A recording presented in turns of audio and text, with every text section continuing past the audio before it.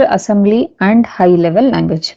Means you are combining your high level language and also assembly level language to write your program or to develop the software. Okay, certain embedded firmware development situation may demand the mixing of high level language and assembly and vice versa.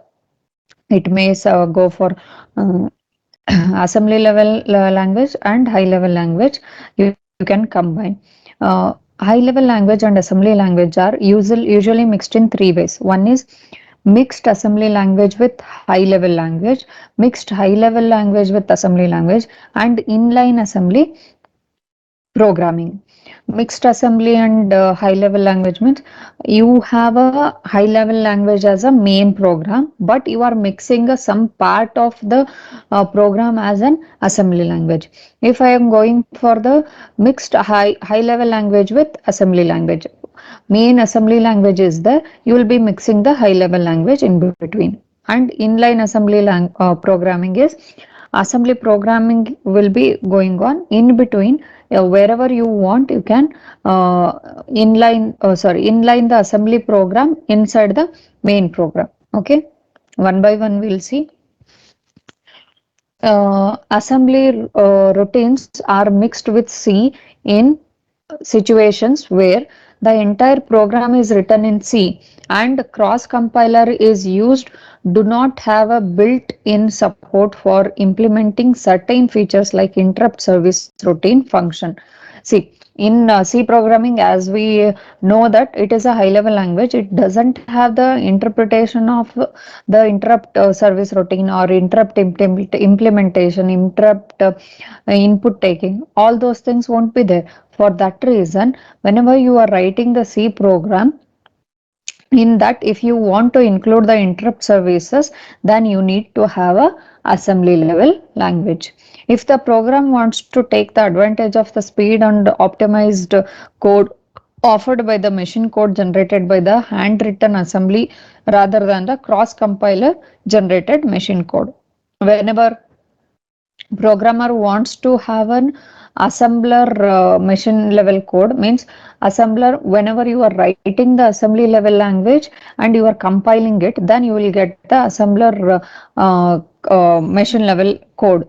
Okay, if we are going for the high level language and you have to compile it by using the cross compiler, and you will generate the machine code.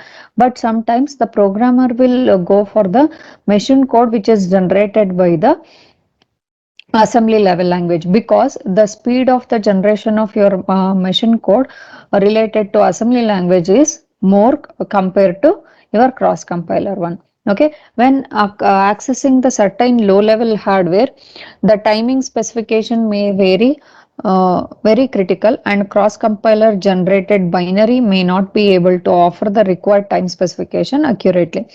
If I am going for the cross compiler, whenever you are generating the binary results or machine code, it may take a much time compared to your assembly level language. For that reason, you have to go for the high assembly level language whenever we are communicating related to low level hardware when time constraints are verified. Okay, writing the hardware or peripheral access routine in process or controller specific assembly language and invoking it from C is the most advised method to handle such situation. Whenever we are combining them, writing the hardware or peripheral access routine in the processor or controller specific assembly level language. See, if I am connecting any of the external devices towards your embedded system, or if you are connecting any peripherals towards the embedded system, those things can be written, those programming can be done on a assembly level language, and the main program whichever we are running in the embedded system can be used with C programming. Okay, and mixing C and assembly is little complicated. The programmer must be aware of how parameters are passed from the C routine to assembly and values are returned from the assembly routine to C, and how assembly routine is invoked from the C code. All those things you should know. Whenever you are combining C and assembly programs, always you should know what all the parameters you have to shift from your C program towards the assembly program, and what all the values are present in your assembly language, how it can be returned to C, and assembly routine is invoked from the C code. All those things you should know whenever you are combining the C and assembly code. Passing parameter to the assembly routine and returning value from the assembly routine to the caller C function, and the method of invoking the assembly routine from the C code is compiler dependent. Whenever we are passing the parameter to assembly routine and returning the value from the assembly routine to the C function, and the method of invoking the assembly routine from C code is cross compiler dependent. Which type of cross compiler we are using to verify the C program, in the same way only whatever the parameters we are taking towards the assembly program, that has to return back to the C program after completion of that assembly routine. That's why what all these invoking functions are there, that you can do it using the cross compiler function. Okay. Consider an example of Keil C51 cross compiler for 8051 controller. The step for mixing assembly code with C are writing a simple function in C that passes parameters and returns value the way you want your assembly routine to. Okay, first you have to, whenever we are combining the assembly code with the C, first you have to write the simple function in C, and parameters can be passed and returned to the assembly routine. Okay, and use the src directive, that is pragma src, at the top of the file, so that the C compiler generates the .src file instead of an .obj file. If you are writing the program in main program in the C, that is an source file has to be generated whenever the C compiling function is running. That's why src file has to be generated. For that reason, you have to include one top file, that is hash pragma src. Whenever you are doing the compiling or cross compiling, you will generate the .src file instead of .obj file. Normally for assembly languages, you will get the .objective file. Okay, and the compiler, compile the C file.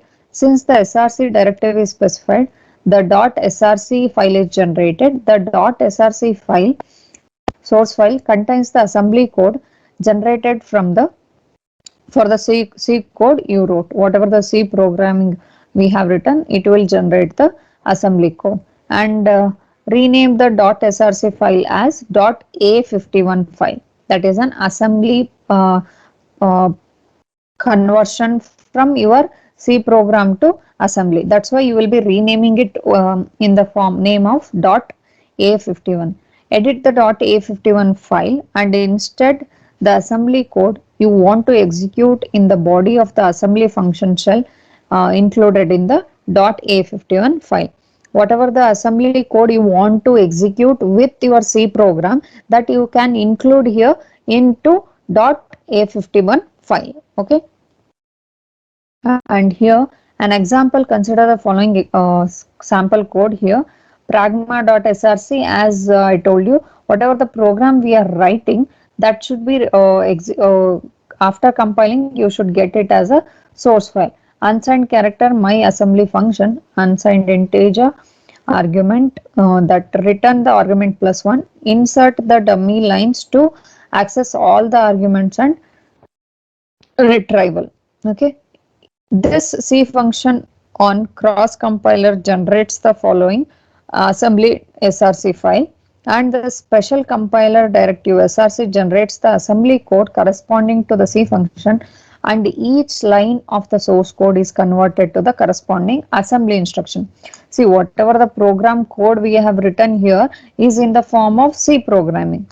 Okay, and this will be whenever the compiler with the .src generation is given, then you will get the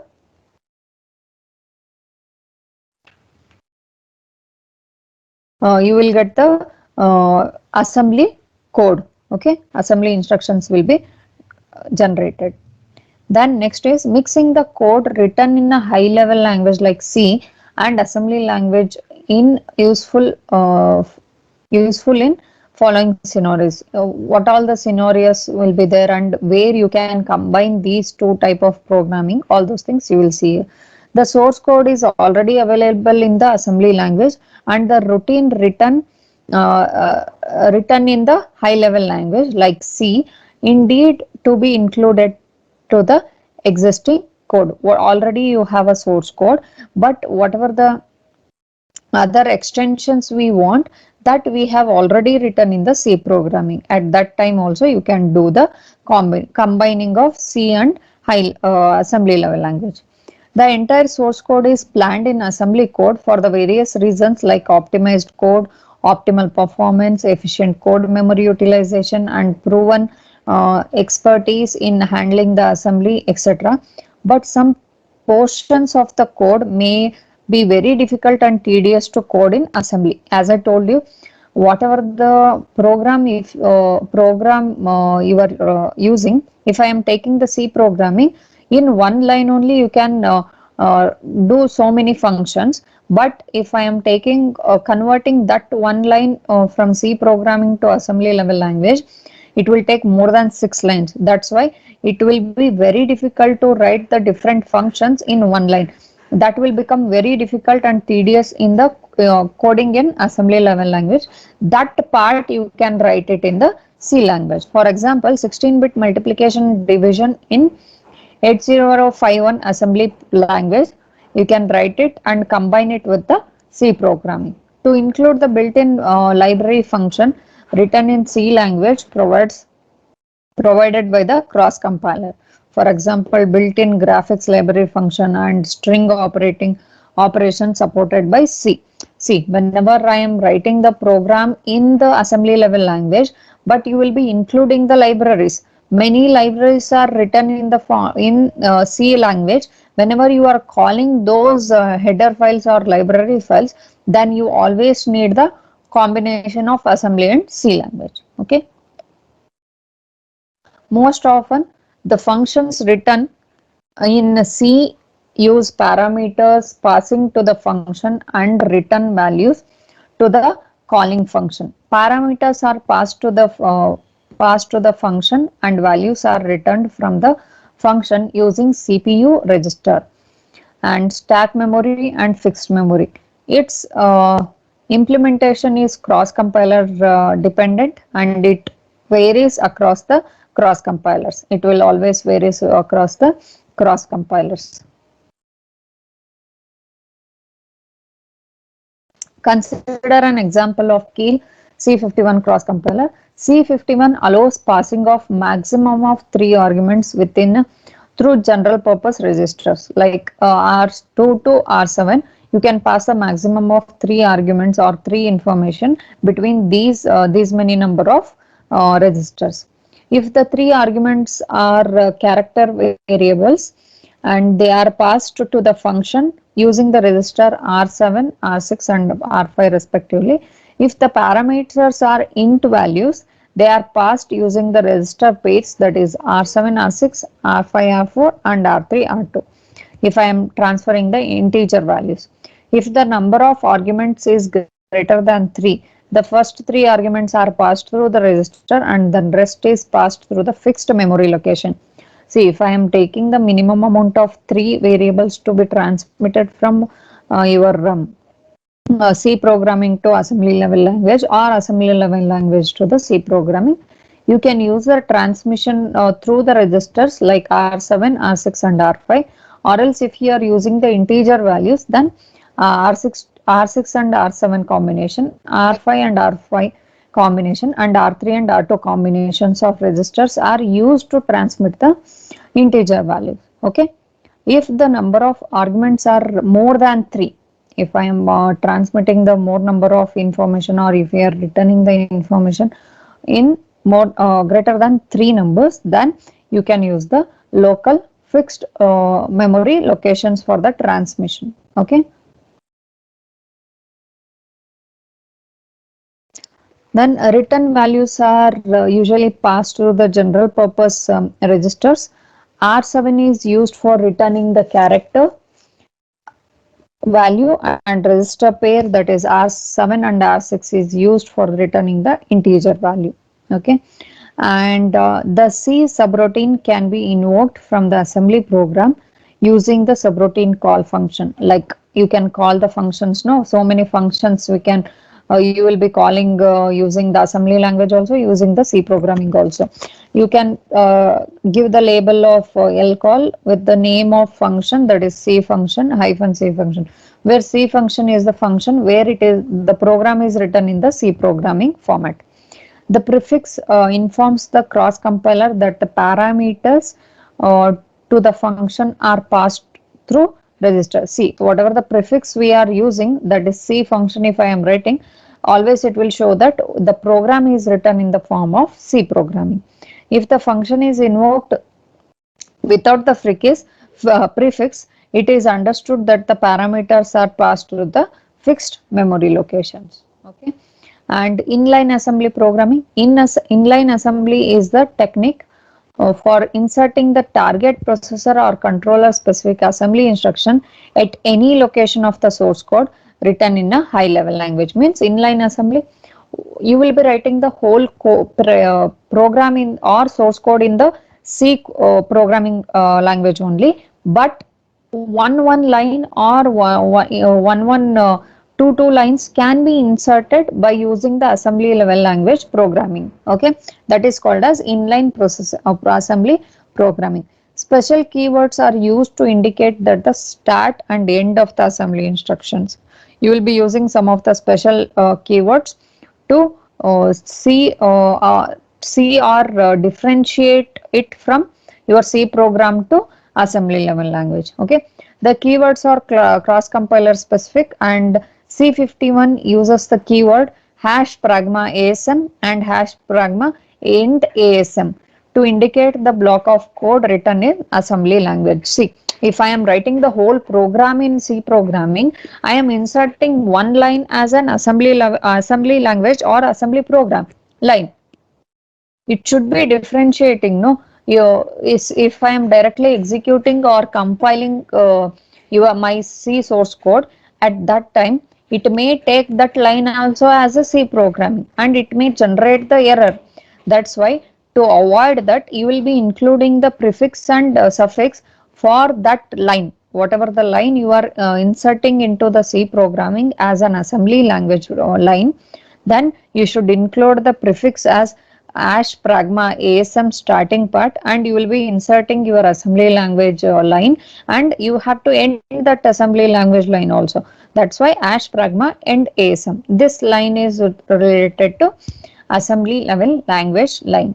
Okay, this line can be inserted anywhere in the C programming, but the prefix and suffix are essential. Okay, and programming in embedded C, that is, whenever the conventional C language and its extensions are used for the programming embedded system, it is referred as the embedded C programming. Whatever the conventional C languages are used, by using the extensions, its extensions for writing the program in embedded system, it is referred as embedded C. Programming in embedded C is quite different from conventional desktop application development using C language for particular OS platform. Whatever the operating system platforms we are using related to that, embedded C is quite different compared to the main C language. The desktop computers contain working memory in the range of megabytes. Nowadays, gigabytes is also there, and storage memory in the range of gigabytes. For a desktop application, developers the source resources available are surplus in quantity, and she or he can be very lavish in the usage of RAM and ROM, and no restrictions and imposed at all. Okay, this is not the case for the embedded application developers, because if embedded application developers are there, they will be having the restrictions related to the memory storage of RAM and ROM. If the size of the application related to application, you will be having the actual memory size. Okay, if it is a bigger application, then you may have a bigger size of the RAM and ROM. If I am going for the tiny applications like tiny electronic toys and all, at that time you need to have a less amount, or you will be using the small amount of memory area, that is a small memory area ROM. Okay, like 1 MB or 2 MB size of memory area.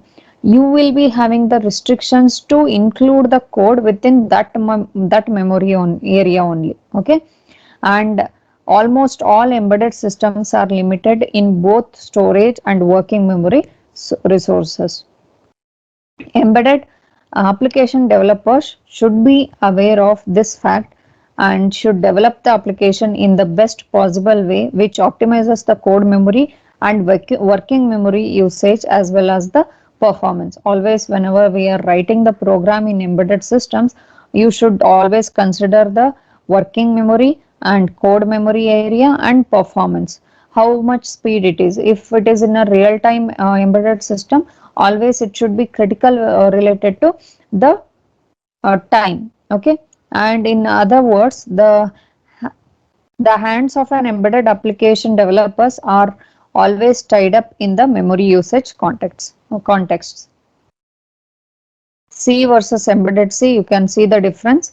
C is a well structured, well defined and standardized general purpose programming language with execute extensive bit manipulation support. If I am going for embedded C, can be considered as a subset of the conventional C language. C is the main language, but whatever the embedded C we are taking, it is a subset of an main C language. C offers a combination of the feature of high-level language and assembly, and helps in hardware access programming, that is system level programming, as well as the business package developments, application development like payroll system, banking application, etc. And embedded C supports all the C instructions and incorporates a few target processor specific functions and instructions. In embedded C, the main difference is you will be having processor specific functions and instructions also in embedded C, which we can't see in the C programming, main C programming. Okay, the conventional C language follows ANSI standard, and it incorporates various library files for different operating systems.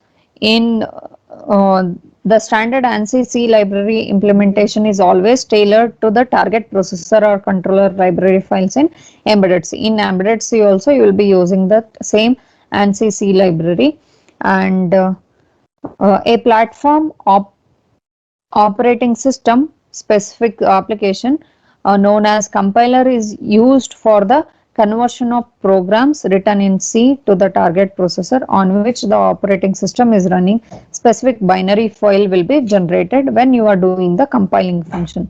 Hence, it is a platform specific development. If I am going for this embedded C, the implementation of target processor or controller specific functions or instructions depends upon the processor or controller as well as the supported cross compiler for the particular embedded C language. C language will be using the main compiler, but embedded C will be using the cross compiler, because you can tell that embedded C is the combination of your assembly and main C program. That's why cross compiler will be used to compile the main program. A software program called cross compiler used for the conversion of the program written in embedded C into the target processor or controller specific instruction, that is a machine level language. Compiler versus cross compiler. What is the difference? Mainly you can see Compiler is a software tool that converts the source code written in the high-level language on top of a particular operating system running on a specific target processor or architecture can be converted into a machine level language, that is an compiling.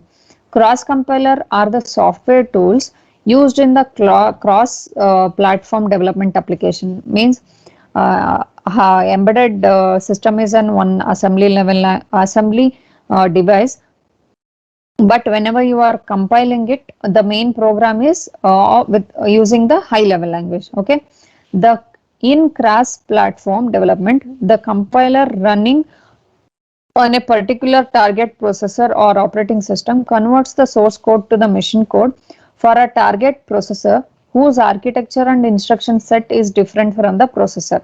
Okay, and which the compiler is running, or for an operating system which is different from the current development environment operating system.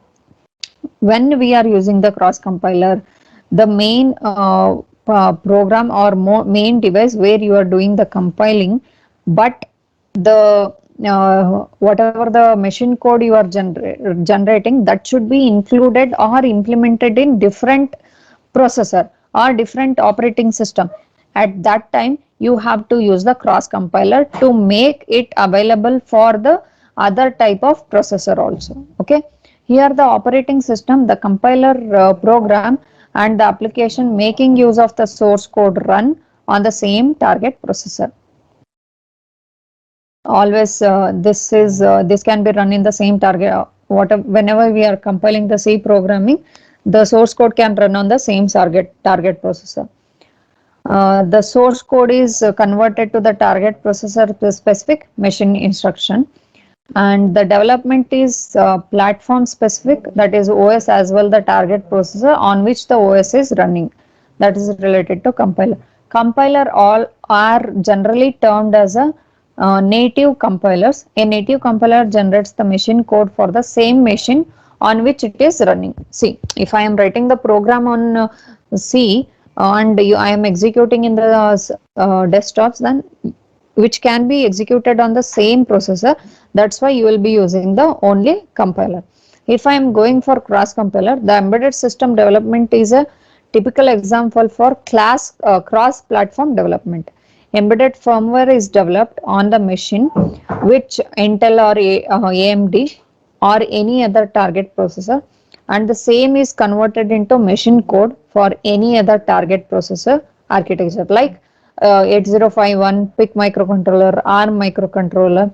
In Intel, you have written the main program, and I am compiling the program, and the whatever the machine code we have generated while compiling it, it should be applicable for the external processor architecture or target processor architecture, like an example of 8051 or PIC microcontroller or ARM microcontroller. Okay, Keil C51 is an example for the cross compiler. In embedded firmware application, whenever we use the term compiler, is normally referred to the cross compiler.